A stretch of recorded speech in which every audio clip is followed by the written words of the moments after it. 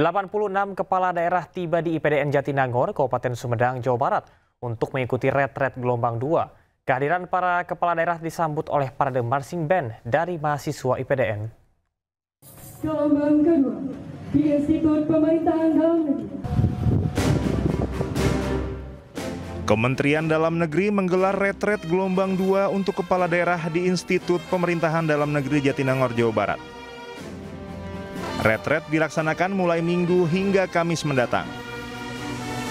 Para kepala daerah ini lebih dulu berbaris ketika datang lalu memasuki area IPDN. Kehadiran para kepala daerah disambut parade marching band dari mahasiswa IPDN.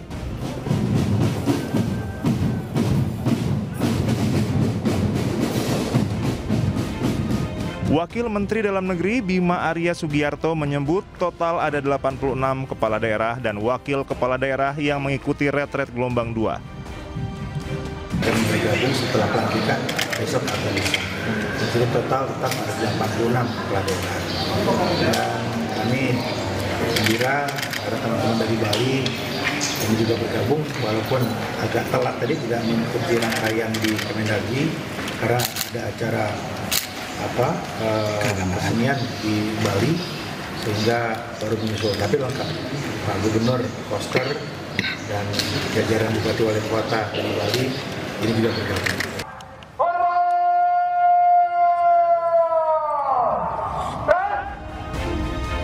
Sebanyak 6 kepala daerah mengajukan izin tidak ikut karena kondisi kesehatan yang tidak memungkinkan. Sementara satu peserta lainnya yakni Gubernur Papua Pegunungan batal berangkat karena ibunya meninggal dunia. Dari Sumedang, Jawa Barat, Beben HVA iNews melaporkan. Dan pemirsa, untuk mengetahui informasi selengkapnya, kami sudah terhubung dengan jurnalis iNews Beben Fa di kawasan kampus IPDN Jatinangor, Jawa Barat. Selamat sore Beben, bagaimanakah situasi di sana? Selamat sore Camar. Saat ini saya sedang berada di kampus IPDN yang tadi siang 86 kepala daerah dari mulai gubernur serta bupati dan wali kota sudah tiba di kampus IPDN untuk mengikuti retret gelombang kedua yang nantinya akan menjalankan pendidikan dari Menko di kampus IPDN mulai besok yang akan dibuka langsung oleh Mendagri Tito Karnavian dan Lemhanas. Demikian, Samad.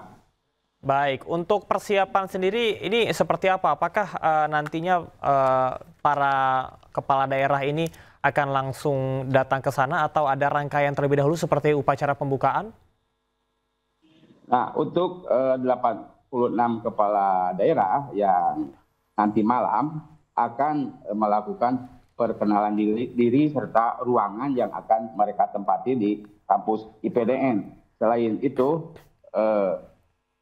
informasi yang saya dapat, para kepala daerah nantinya dari mulai persiapan tidur, bangun tidur maupun persiapan untuk menerima. Ya. Beben, terima kasih atas informasinya. Kita harapkan bahwa retret berjalan dengan lancar. Selamat bertugas kembali. Di hari perayaan HUT ke-498 Jakarta Fair 2025 di Kemayoran ramai pengunjung. Jakarta Fair lagi-lagi jadi tempat favorit untuk hiburan akhir pekan masyarakat. Ribuan pengunjung memadati Jakarta Fair 2025 di Kemayoran pada Minggu sore. Para pengunjung memilih habiskan akhir pekan sembari merayakan hari ulang tahun ke-498 Jakarta hari ini. Mayoritas pengunjung merupakan kalangan remaja hingga keluarga yang membawa anak-anak mereka. Mereka berdatangan dari berbagai wilayah seperti Bogor, Depok, Tangerang, dan lain sebagainya.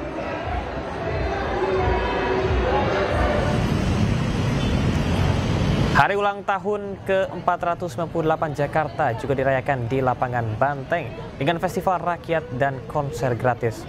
Puncak acara dimulai pukul 4 sore tadi yang menyuguhkan kolaborasi antara budaya Betawi dan musisi terkenal. Festival di lapangan Banteng diresmikan dengan tema Jakarta Kota Global dan Berbudaya. Pengunjung dihibur atraksi seni tradisional Betawi seperti ondel-ondel, tanjidor, rebana, dan pertunjukan Abang None Jakarta.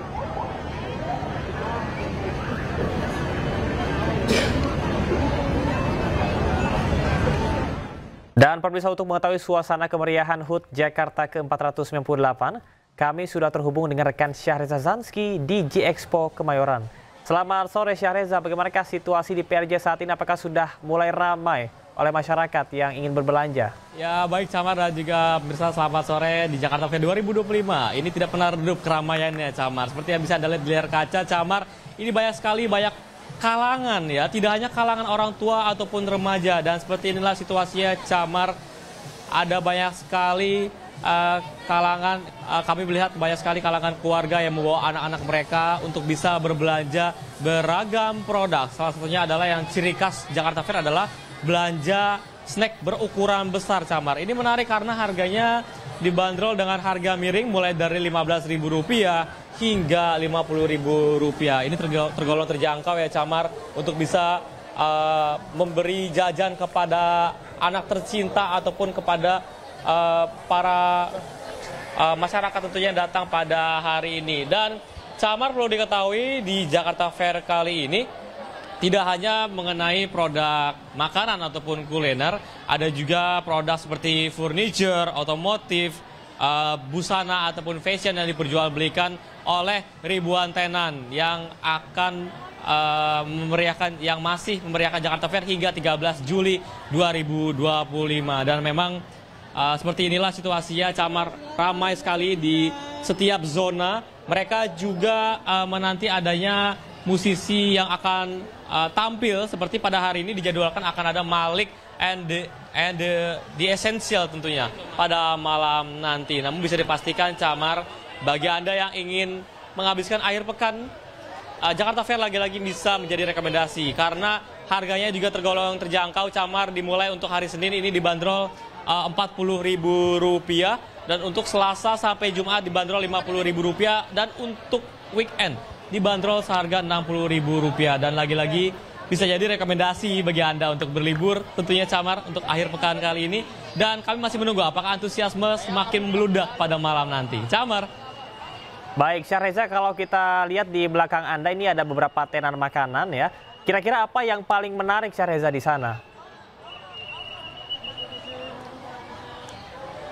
Oke Camar, berbicara mengenai tenan makanan ya, justru yang paling menarik adalah jajanan snack berukuran besar yang harganya dijual secara variatif Camar. Dan bisa Anda lihat ini beberapa orang juga menenteng beberapa snack ya Camar yang dijual dengan harga Rp15.000 hingga Rp50.000. Dan inilah yang menjadi daya tarik Jakarta Fair setiap tahunnya Camar. Anda bisa datang ke Jakarta Fair dengan modal Rp100.000 dan bisa mendapatkan beragam snack dan juga beragam hiburan tentunya. Dan kami masih menunggu Camar apakah ada hiburan lain yang nantinya menarik. Namun bisa dipastikan daya tarik daripada Jakarta Fair adalah kulinernya, makanannya, dan juga konser musiknya. Camar. Oke, banding snack ya, ini masih menjadi primadona. Syahreza, kalau melihat dari kepadatan masyarakat ataupun juga pengunjung yang ada di sana, kira-kira apakah ada pengamanan khusus yang dilakukan? Karena biasanya di PRJ ini seringkali terjadi copet ataupun juga tindak kriminal lainnya. Ya baik Camar, berbicara mengenai keamanan, terlebih dahulu saya ingin mengajak pada Anda Camar, seperti inilah situasinya, bahwa masyarakat tampaknya menikmati ya akhir pekan mereka tanpa harus khawatir dengan adanya kriminal tentunya seperti pencopetan begitu. Namun dihimbau bagi masyarakat untuk tetap waspada ya Mas Camar, untuk bisa menikmati akhir pekannya dengan secara aman. Kembali ke Anda Camar. Syahreza, terima kasih, selamat menikmati liburan sambil bekerja di PRJ. Selamat bertugas kembali dan juga tetap hati-hati. Penyidik Polres Padang Pariaman terus melakukan pendalaman terhadap Satria Juanda alias Wanda, pelaku pembunuh dan mutilasi di Padang Pariaman, Sumatera Barat. Pelaku memberikan pernyataan yang berbeda-beda terkait lokasi pembunuhan dan mutilasi.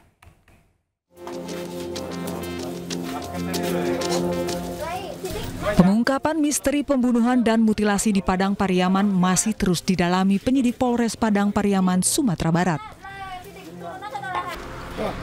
Penyidik berhasil melakukan pengembangan dan menemukan fakta baru.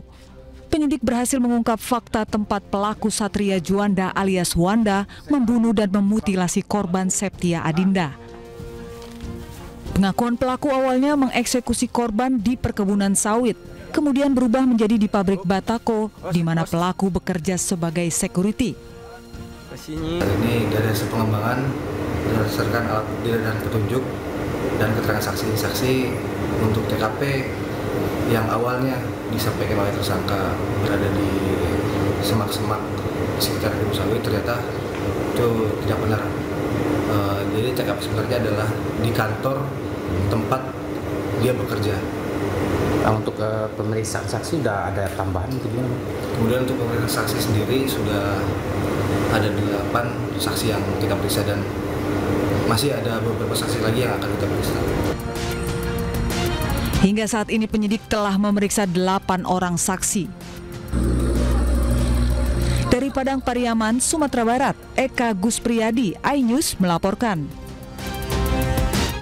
Sebuah kapal kandas di perairan Selat Bali, lokasi kandas 100 meter dari Pelabuhan Gilimanuk, Bali. Diduga kapal kandas usai diterjang angin kencang dan arus deras. 269 penumpang kapal berhasil dievakuasi tim SAR gabungan.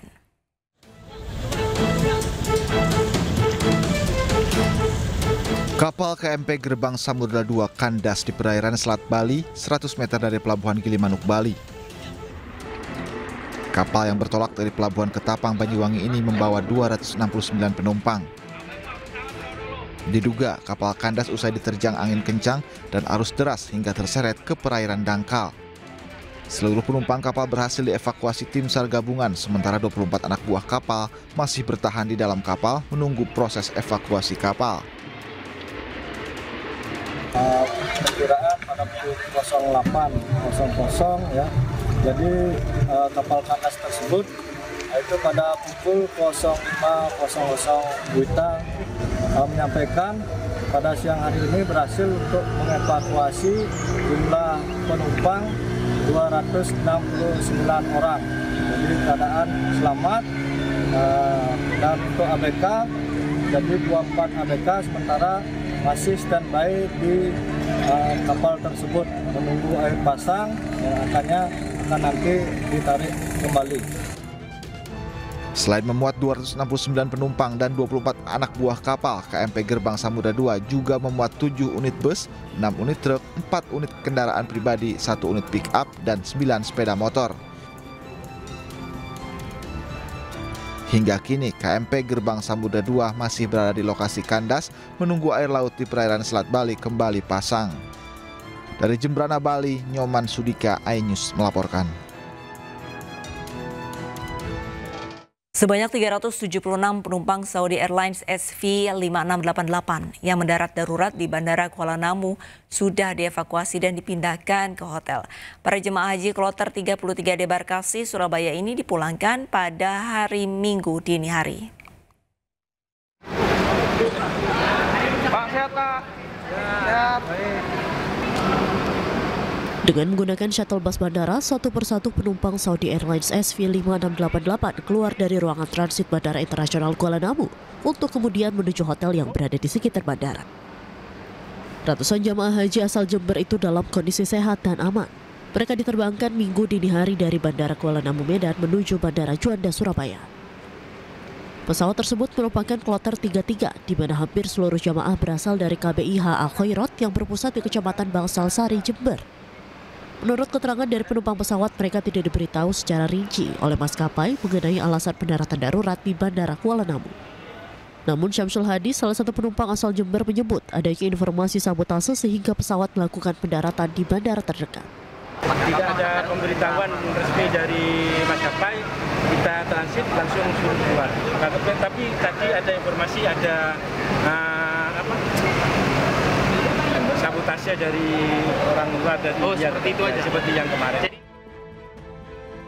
Sebelumnya pesawat jemaah haji yang dioperasikan Saudi Airlines dengan nomor penerbangan SV5688 rute Jeddah Arab Saudi ke Surabaya, Indonesia mendarat darurat di Bandara Internasional Kuala Namu Sabtu pagi. Pesawat mendarat darurat usai mendapatkan ancaman bom. Dari Deli Serdang, Sumatera Utara, Ahmad Ridwan Nasution, iNews melaporkan. Menteri Agraria dan Tata Ruang Badan Pertanahan Nasional Nusron Wahid angkat bicara terkait Pulau Panjang, Sumbawa, Nusa Tenggara Barat yang dijual di situs luar negeri Private Island Online dan sejumlah pulau lain di Indonesia. Inilah video tangkapan layar dari sebuah situs luar negeri Private Island Online yang menjual Pulau Panjang, Sumbawa, Nusa Tenggara Barat. Meski tidak mencantumkan nominal harga, selain Pulau Panjang, ada sejumlah pulau lain di Indonesia yang juga dijual dalam situs ini. Di antaranya Pulau Seliu di Belitung dan Pulau Anambas di Riau. Menteri ATR BPN Nusron Wahid ketika ditemui di Bandara Internasional Soekarno-Hatta, Tangerang, Banten menegaskan tidak ada satupun pulau di Republik Indonesia yang bisa dijual termasuk di situs online. Menurut Nusron, hingga kini dalam peta pendaftaran tanah di Pulau Panjang, Sumbawa, Nusa Tenggara Barat belum ada hak atas tanah saat dicek melalui peta kawasan hutan seluruh Pulau Panjang. Berdasarkan Permen ATR BPN nomor 17 tahun 2016, pasal 9 mengatakan bahwa penguasaan atas pulau-pulau kecil tidak boleh dikuasai atau dimiliki seluruhnya oleh perorangan atau oleh badan hukum. Pulau Panjang sudah kita cek dalam peta pendaftaran tanah di Pulau Panjang, Sumbawa, sampai saat ini belum ada hak atas tanah di atasnya. Kenapa? Karena setelah saya cek, kawasan Pulau Panjang itu masuk kawasan hutan seluruhnya. Melalui media sosial Instagram, Deddy Mulyadi, Gubernur Jawa Barat, membagikan momen kedatangan tamu spesialnya. Ayo, Mas, makan apa, Mas? Makan sambelnya bikinan. Ini saya di sini bikin sambal. Prasetyo bersama selebritas Happy Salma di kediamannya di Lembur Pakuan, Subang, Jawa Barat. Momen ini nampak begitu santai dan hangat. Bahkan KDM menyempatkan diri membuat sambal secara langsung untuk tamu spesialnya. Bebel nak ya. Deddy pun melalui Instagramnya juga membagikan momen anak perempuannya Nihyang Sukma Ayu saat berfoto berdua dengan Didit Prabowo. Foto tersebut juga nampak dipost ulang dalam unggahan media sosial Instagram Didit Prabowo.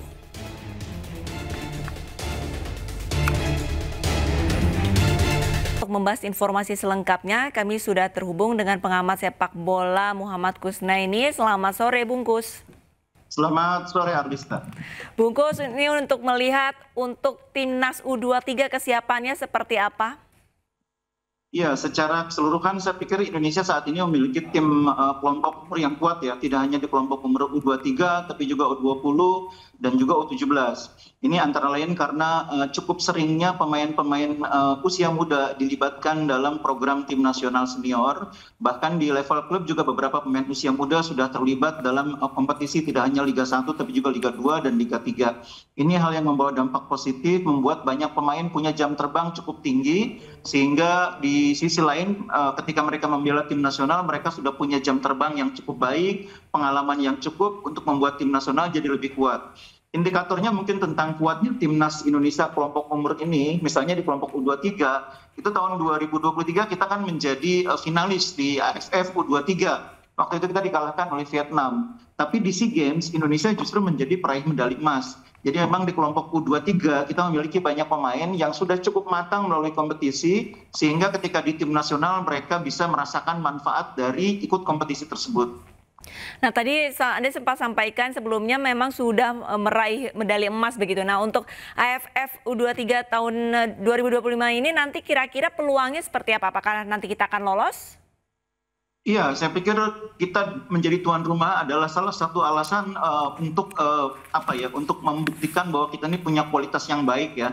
Yang kedua, kita juga ingin mencapai prestasi yang lebih tinggi ya. Kalau sebelumnya kita hanya menjadi finalis, kalah adu penalti lawan Vietnam, kali ini kita berusaha untuk menjadi juara karena bermain di kandang sendiri.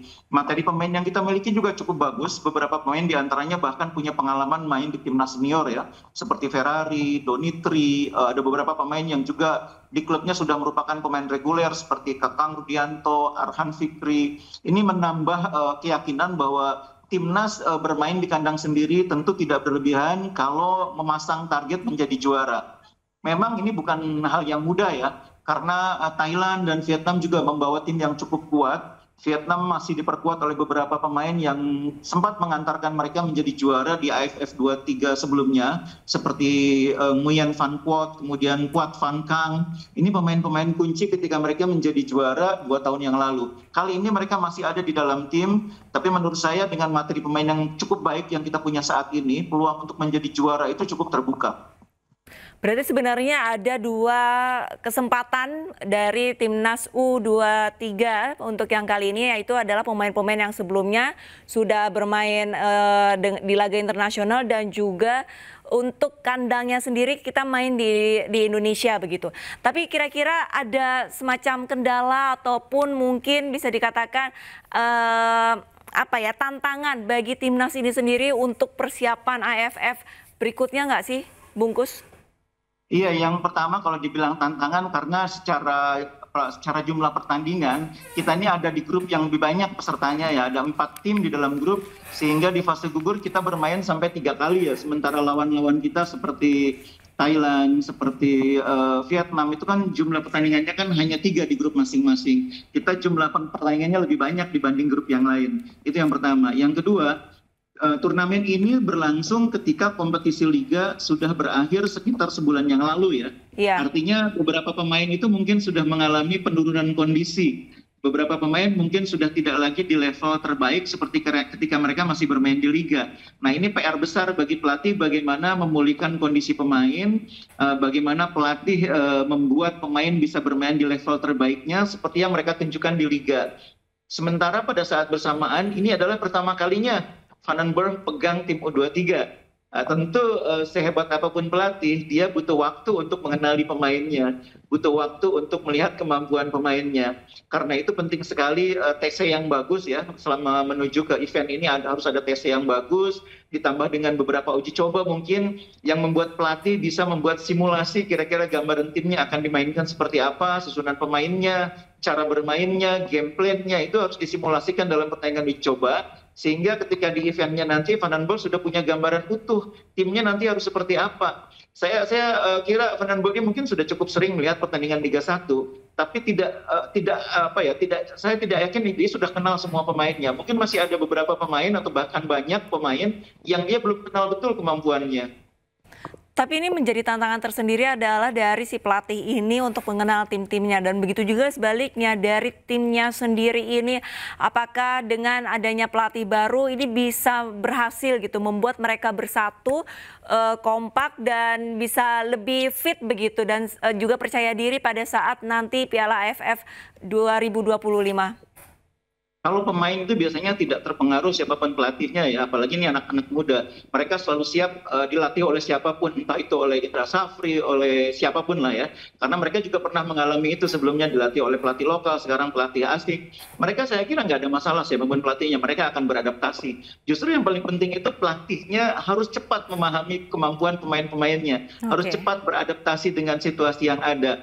Kan memang tidak mudah bagi pelatih dengan latar belakang seperti Van den Berg sekarang pegang timnas U23 yang materi pemainnya sebagian besar nama-nama yang belum dia kenal, kemudian berhadapan dengan lawan-lawan di AFF U23 yang juga mungkin belum pernah dia lihat sebelumnya permainannya, seperti Brunei Darussalam, Malaysia, kemudian ada Filipina, ada Thailand, ada Vietnam. Saya kira dia belum pernah melihat permainan tim-tim itu sebelumnya. Jadi penting sekali dukungan dari semua pihak ya. Tim analis di klub, kemudian PSSI juga harus bisa membantu memfeeding ya, atau memberi pasokan informasi supaya pelatih ini punya gambaran tentang peta situasi yang akan dihadapi di event nanti. Di samping dia juga harus cepat mendapatkan informasi sekaligus melihat langsung kemampuan pemain yang ada di dalam timnya. Karena memang tidak mudah membangun tim dalam situasi seperti ini ya, kompetisi sedang libur, sebagian pemain mungkin kemampuannya sedang menurun, sehingga data yang dia punya dari hasil liga yang lalu, mungkin pada saat dikumpulkan pemain ini dia merasa kok tidak seperti data di liga gitu ya. Yeah. Karena itu mungkin terjadi karena pemain sedang agak menurun kondisinya sesudah liga libur. Baik, berarti memang masih banyak PR yang harus dilakukan dari pelatih sendiri untuk menyiapkan timnas U23 untuk AFF 2025 dan tentunya masyarakat Indonesia berdoa dan berharap ya U23 akan menang di AFF 2025. Amin. Terima kasih banyak Bungkus atas waktunya, selamat kembali beraktivitas. Ya pemirsa, timnas sepak bola putri Indonesia menargetkan posisi juara grup D dalam kualifikasi Piala Asia Putri 2025. Pelatih timnas putri Satoru Mochizuki optimis skuad Garuda Pertiwi bisa bersaing menghadapi lawan-lawan kuat di grup D.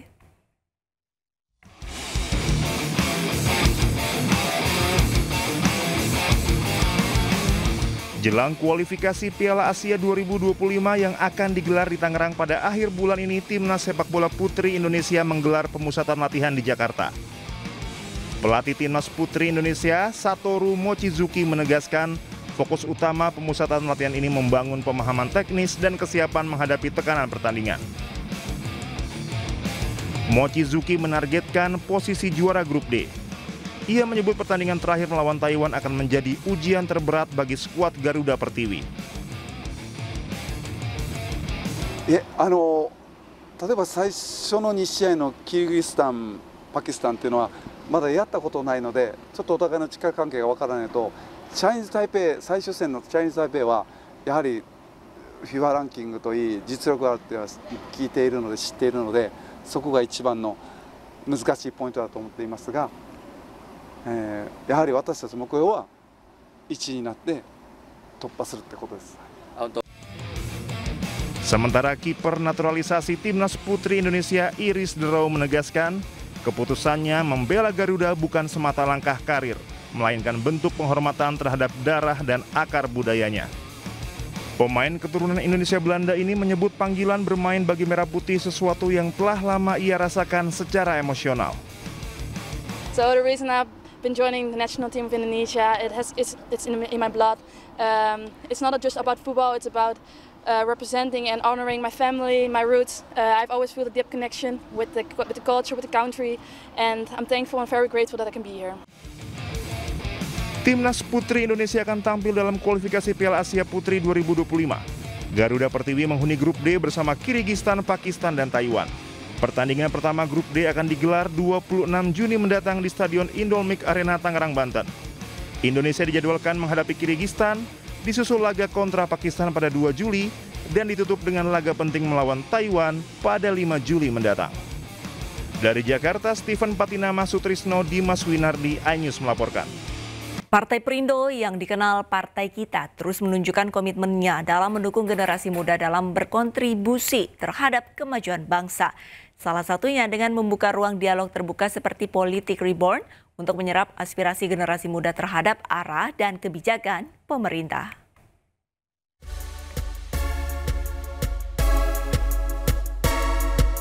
Memberikan rekomendasi serta mengawal kebijakan pemerintah menjadi peran penting anak muda Indonesia. Peran ini coba ditangkap partai yang dipimpin Angela Tanusudibio melalui program Partai Perindo Politik Reborn. Gelaran dengan tema Suara Anak Muda, udah milih masa nggak ikut ngatur, menjadi ruang dialog terbuka bagi anak muda agar terus bersuara serta berperan dalam arah kebijakan pemerintah untuk kemajuan dan pembangunan bangsa. Acara yang digelar di Pusaka Kopi Taman Siswa Mergangsan Kota Yogyakarta turut dihadiri Wakil Ketua Umum 5 DPP Partai Perindo Angki Yudhistia yang juga staf khusus Presiden RI periode 2019-2024 serta para akademisi Yogyakarta. Kita perlu suara-suara anak muda untuk menjadi rekomendasi bahwa pemerintah legislatif itu tidak bisa sendirian. Kami sebagai anak muda adalah masyarakat yang mengawal dan tentunya mengatur kebijakan-kebijakan karena kami memilih mereka.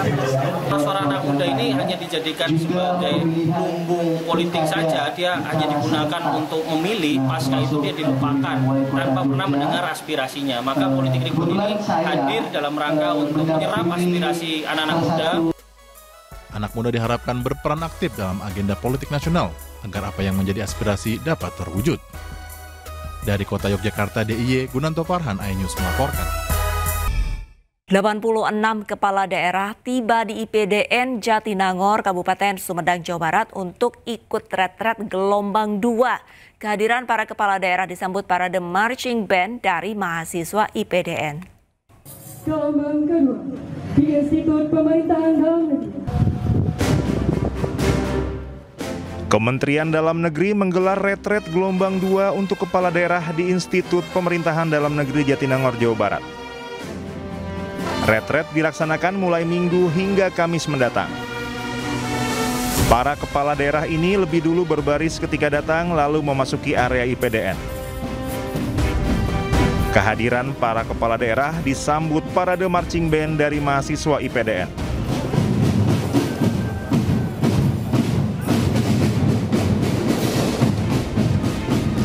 Wakil Menteri Dalam Negeri Bima Arya Sugiarto menyebut total ada 86 kepala daerah dan wakil kepala daerah yang mengikuti retret gelombang 2. Dan bergabung setelah pelantikan besok atau lusa. Jadi total tetap ada 86 kepala daerah. Dan kami gembira ada teman-teman dari Bali yang juga bergabung walaupun agak telat tadi tidak mengikuti rangkaian di Kemendagri karena ada acara kesenian di Bali sehingga baru menyusul, tapi lengkap. Pak Gubernur Koster dan jajaran Bupati Wali Kota dari Bali ini juga bergabung.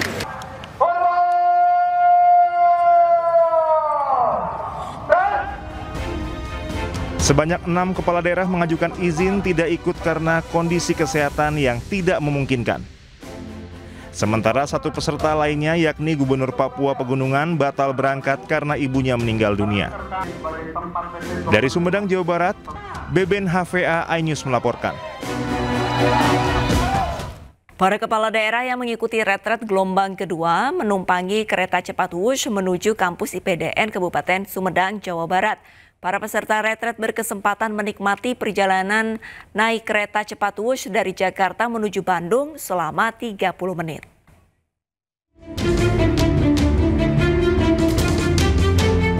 ...84 kepala daerah yang menjadi peserta retret gelombang 2 menuju lokasi kampus IPDN di Jatinangor, Kabupaten Sumedang, Jawa Barat menumpangi kereta cepat Jakarta-Bandung alias Wush.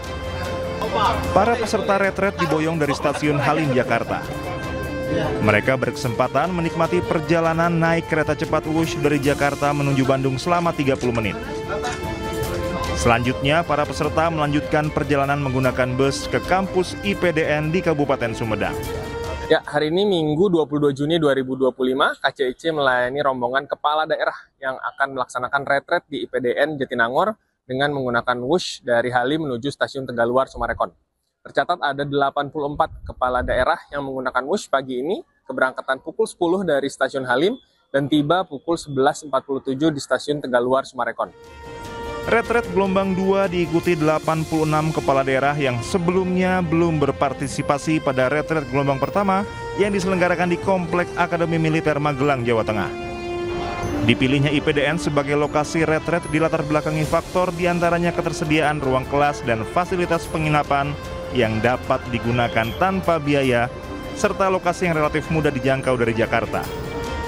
Dari Kabupaten Bandung, Jawa Barat, Yuan Pangestu, iNews melaporkan. Dari perayaan HUT ke-498 Jakarta, Jakarta Fair 2025 di Kemayoran ramai pengunjung. Jakarta Fair lagi-lagi menjadi tempat favorit untuk hiburan akhir pekan masyarakat. Ribuan pengunjung memadati Jakarta Fair 2025 di Kemayoran pada Minggu sore. Para pengunjung memilih menghabiskan akhir pekan sembari merayakan hari ulang tahun ke-498 Jakarta hari ini. Mayoritas pengunjung merupakan kalangan remaja hingga keluarga yang membawa anak-anak mereka. Para pengunjung berdatangan dari berbagai wilayah seperti Bogor, Depok, Tangerang, dan lainnya.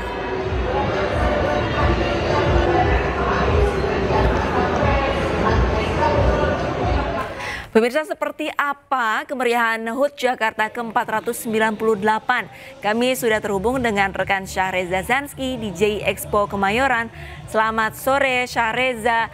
Semakin sore tentunya semakin ramai, kira-kira apa yang menjadi incaran para pengunjung di PRJ? Dan juga pemirsa, dari sejak sore tadi hingga sekarang memang antusiasme dan kemeriahan tidak kunjung redup ya di Jakarta Fair 2025, mengingat hari ini adalah perayaan hari ulang tahun untuk DKI Jakarta ke-498 tentunya. Namun terlepas dari itu, Arista, saya ingin mengajak Anda bersama juru kamera Rizky Solihuddin untuk jalan-jalan pada sore kali ini. Ada apa sih yang ada di Jakarta Fair? Ini pantauan kami, Arista, tidak hanya produk otomotif ya, dimana di sisi yang Anda lihat ini ada banyak sekali produk otomotif yang diskon tentunya pada hari ini ataupun hingga 13 Juli 2025. Tidak hanya produk otomotif, Arista, ada banyak sekali produk-produk seperti produk kecantikan, produk furniture, bahkan yang paling laris manis di Jakarta Fair adalah makanan dan juga minuman. Dan bisa Anda lihat di layar kaca, Arista, ada banyak sekali orang yang menenteng beragam snack besar ya. Ini yang menjadi daya tarik Jakarta Fair 2025. Mereka kompak sekali, mau itu kalangan keluarga ataupun remaja, kompak untuk jajan snack besar, yang mana kalau kita pantau nih ya, Arista, ini snacknya dibanderol dengan harga 15.000, paling murah 15.000 dan hingga Rp50.000. Dan bisa Anda lihat, Arista, ini banyak sekali tentengan yang dibawa oleh para masyarakat yang di Jakarta Fair 2025. Dan tidak hanya snack dan juga beragam produk dengan diskon menarik, Arista, ada juga konser musik ya. Di ujung sana tentunya nanti akan ada diselenggarakan musisi Malik and the Essential tentunya akan manggung nanti malam. Dan kami masih menunggu apakah nanti ada kemeriahan lain, Arista, mengingat ini adalah akhir pekan ya. Di mana untuk tiket sendiri untuk hari biasa Senin dibanderol Rp40.000, lalu untuk Selasa sampai Jumat dibanderol Rp50.000, dan untuk akhir pekan ataupun Sabtu Minggu dibanderol Rp60.000. Dan ini adalah malam paling cocok, Arista, untuk bisa merayakan hari ulang tahun ke-498 untuk DKI Jakarta. Kami masih menunggu, Arista, apakah ada kemeriahan lain di Jakarta Fair 2025, namun bisa dipastikan antusiasme dan kemeriahan masih membara pada malam kali ini. Kembali ke Anda, Arista. Baik, terima kasih banyak informasinya Syahreza, dan selamat berkeliling PRJ sambil nanti membawa ciki ya, ataupun snack-snack yang dibundel ya. Terima kasih banyak Syahreza.